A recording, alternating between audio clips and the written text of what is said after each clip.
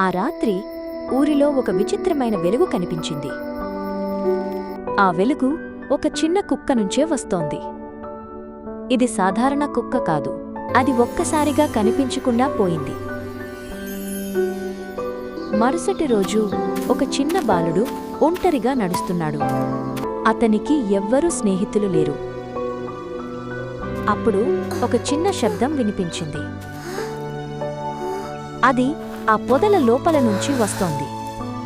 అక్కడ ఒక గాయపడిన చిన్న కుక్క ఉంది. దాని కళ్ళలో సహాయం కోసం ఆశ కనిపించింది. బాలుడు మెల్లగా దాని దగ్గరకు వెళ్ళాడు. అతను దాన్ని జాగ్రత్తగా తాకాడు. కుక్క అతన్ని నమ్మింది. అతను దాన్ని ఇంటికి తీసుకెళ్లాడు. గాయాన్ని శుభ్రం చేశాడు. కుక్కకు తినిపించగా అది ఆనందంగా తిన్నది. కొంతసేపటికి అది ప్రశాంతంగా నిద్రపోయింది. బాలుడు సంతోషంగా చూస్తూ ఉన్నాడు. మరుసటి ఉదయం కుక్క మెలకువ వచ్చింది. కుక్క అతనితో ఆడింది. బాలుడు పెద్దగా నవ్వాడు. ఇద్దరూ కలిసి మైదానంలో పరుగులు తీశారు. చిన్న కుక్క చాలా చురుకుగా ఉంది. బాలుడు దానికి ఒక పేరు పెట్టాడు. ఇప్పుడు అది అతని నిజమైన స్నేహితుడు. కుక్క కూడా చాలా సంతోషంగా ఉంది. ప్రతిరోజు అతను దాన్ని జాగ్రత్తగా చూసుకుంటున్నాడు. కుక్క ఎప్పుడూ అతని వెంటనే ఉంటుంది.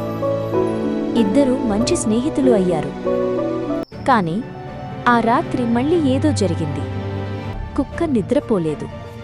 దాని శరీరం మెల్లగా వెలిగింది. బాలుడికి మెలకువ వచ్చి అది చూశాడు. అతను ఆశ్చర్యంతో కళ్ళు రుద్దుకున్నాడు. కుక్క బయటికి నడిచింది.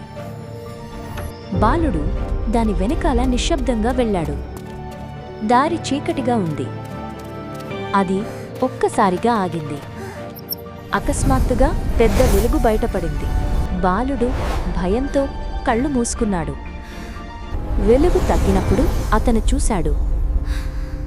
కాని కుక్క కనిపించలేదు.